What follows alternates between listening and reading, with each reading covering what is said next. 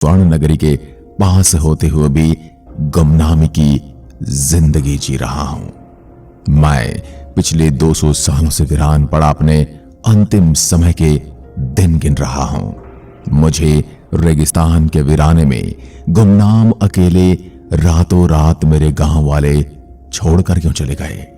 मेरे बारे में कहा जाता है कि मेरे यहां रूहानी ताकतों का प्रभाव है, जिस वजह से कोई यहां आकर रुकना पसंद नहीं करता। लेकिन क्या आपने कभी मेरे बारे में सोचा है कि मैं कैसे अकेले इन रूहानी ताकतों के बीच सालों से खड़ा हूं? मैं सालों से इस इंतजार में खड़ा हूं कि कब मेरे आंगन में आकर बच्चे खेलेंगे, कब मेरे यहां कोई परिवार आकर रहेगा, कब मेरे यहां खुशहाली लौटेगी। इस इंतजार में खड़ा सबकी राह देखता रहता हूं, कब यहां परिवार फिर से खिलखिलाएंगे।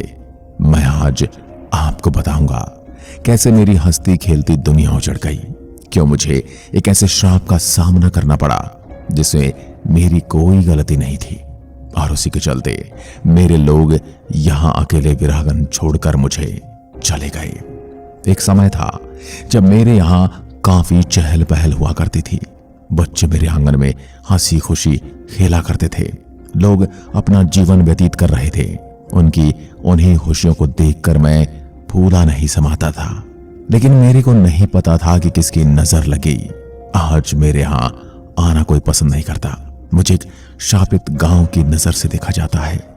भारत की इस धरती पर कई ऐसी जगह हैं जिनके बारे में कई हजारों वर्षों पुराना रहस्यमय इतिहास है, जैसे कोई किला हो या कोई मंदिर या फिर कोई ऐतिहासिक जगह हो। इनके बारे में कई ऐसे राज दफन हैं जो कई हजार वर्ष पुराने हैं। इनके बारे में जो राज हैं वो आज तक कोई सुलझा नहीं पाया है, क्योंकि इन्हें जितना सुलझाने की कोशिश की जाती है ये उतने ही उलझते जाते हैं। आज के जमाने में हम कोई ऐसी जगह पर घूमने जाते हैं तो वहां की कहानी सुनकर हमें सदियों पुराने इतिहास को जानने की इच्छा होती है। ऐसी ही कुछ है मेरी कहानी। अगर आप भारत के सबसे डरावनी जगहों के बारे में खोजते हैं तो आपको मेरा नाम सबसे ऊपर देखने को मिलेगा। मैं राजस्थान की गोल्डन सिटी जैसलमेर से 20 किलोमीटर की दूरी पर स्थित हूं। दिन के समय मेरे यहां टूरिस्टों का तांता लगा रहता है, लेकिन शाम होते ही मेरे दरवाजे इंसानों के लिए बंद कर दिए जाते हैं और भूतों के बीच मुझे अकेला छोड़ दिया जाता है। मेरे वीरान होने के पीछे एक रहस्यमय कहानी है।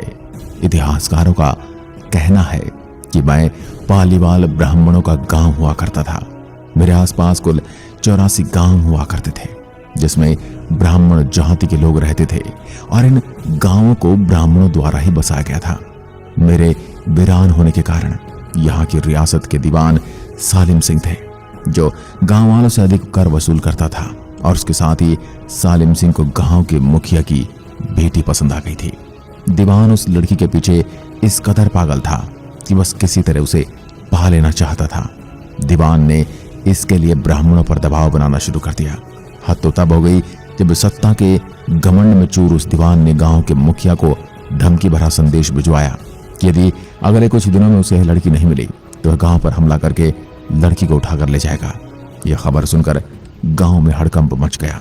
दीवान और गांव वालों की लड़ाई अब एक कुंवारी लड़की के सम्मान की लड़ाई भी थी, गांव के आत्मसम्मान की भी। गांव के चौपाल पर पालीवाल ब्राह्मणों की बैठक हुई और 5000 से ज्यादा परिवारों ने अपने सम्मान के लिए रियासत छोड़ने का फैसला कर लिया। निर्णय लेने के लिए सभी 84 गांव वाले एक मंदिर पर इकट्ठा हो गए और पंचायतों ने फैसला किया कि कुछ भी हो जाए अपनी लड़की उस दीवान को नहीं देंगे। अगली शाम में कुछ यूं वीरान हुआ कि आज परिंदे भी मेरी सरहदों में दाखिल नहीं होते।